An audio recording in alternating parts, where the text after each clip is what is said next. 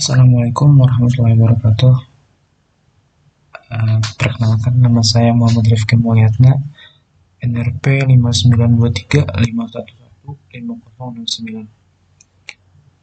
Sebelumnya mohon izin Bapak Ibu, izin di sini saya akan mempresentasikan hasil daripada proposal yang telah saya buat. Pada presentasi ini saya akan membahas mengenai pemberdayaan masyarakat pesisir melalui rehabilitasi mangrove untuk mendukung keberlanjutan perikanan di Teluk Banten.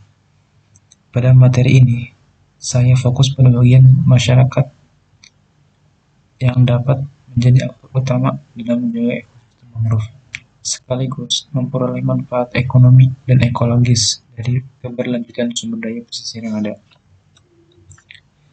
Selanjutnya, pada latar belakang, Teluk Banten merupakan kawasan pesisir yang memiliki nilai ekologis dan ekonomis yang sangat tinggi dan sangat penting. Daerah ini menjadi habitat bagi berbagai biota laut seperti ikan, kepiting, udang yang sangat bergantung pada ekosistem mangrove sebagai tempat pemijahan. Namun, dalam beberapa tahun terakhir, kawasan mangrove di Teluk Banten mengalami tekanan akibat alih fungsi lahan, sehingga memerlukan upaya rehabilitasi dan pengelolaan berbasis masyarakat. Selanjutnya, ada ancaman dan solusi. Degradasi mangrove yang terjadi terutama disebabkan oleh alih fungsi lahan menjadi tambak, pemukiman, dan eksploitasi kayu. Akibatnya, produktivitas perikanan menurun dan wilayah pesisir menjadi rentan terhadap abrasi serta intrusi air laut.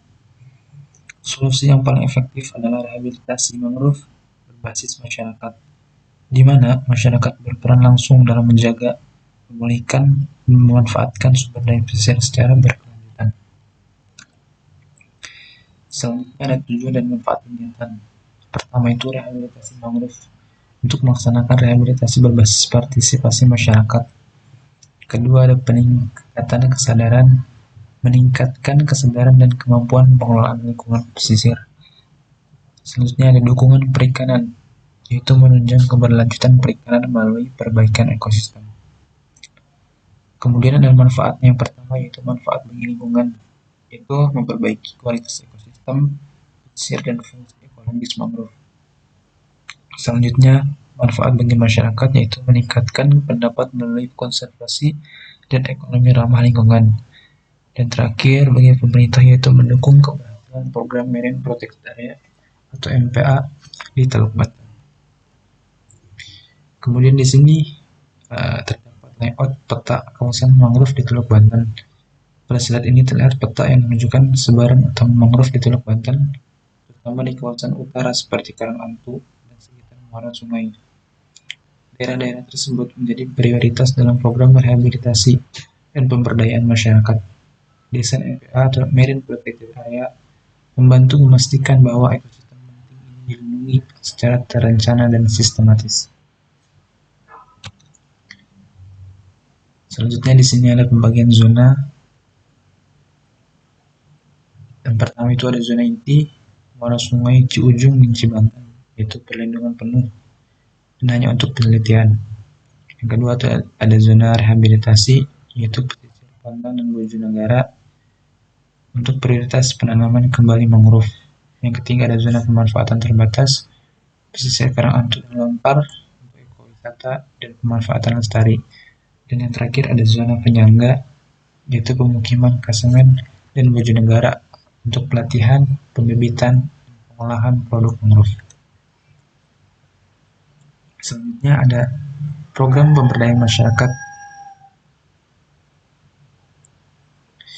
Program pemberdayaan masyarakat mencakup 4 kegiatan utama. Pertama, edukasi lingkungan melalui penyuluhan dan sekolah mangrove untuk membangun pemahaman masyarakat.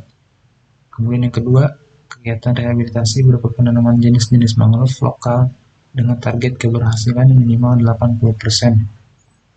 Ketiga, pembangunan nursery mangrove yang dikelola langsung oleh masyarakat. Yang terakhir, diversifikasi ekonomi seperti ekowisata dan produk turunan mangrove untuk menambah pendapatan. Selanjutnya ada monitoring dan anggaran. Monitoring dan evaluasi dilakukan secara berkala setiap 3 bulan melalui tim gabungan masyarakat dan pemerintah untuk menilai keberhasilan tumbuh bibit, kualitas persemaian, serta tingkat partisipasi masyarakat. Evaluasi tahunan digunakan untuk memperbaiki strategi selanjutnya. Anggaran total sebesar Rp30 juta dialokasikan ke 4 kegiatan utama, yaitu edukasi dan penyuluhan dengan biaya Rp5.500.000, rehabilitasi dan penanaman dengan Rp9 juta, kemudian nursery mangrove Rp7.500.000, dan agriculture ekowisata dan produk yaitu Rp8 juta. Kemudian pada slide terakhir ada dampak jangka panjang, yaitu melalui rehabilitasi mangrove berbasis masyarakat ini diharapkan terjadi pemulihan ekosistem pesisir secara berkelanjutan. Selain itu, ketahanan ekonomi masyarakat pesisir dapat meningkat melalui peluang usaha baru. Wilayah pesisir juga akan lebih aman dari abrasi dan intrusi air laut, serta masyarakat akan memiliki kesadaran yang lebih tinggi mengenai pentingnya konservasi.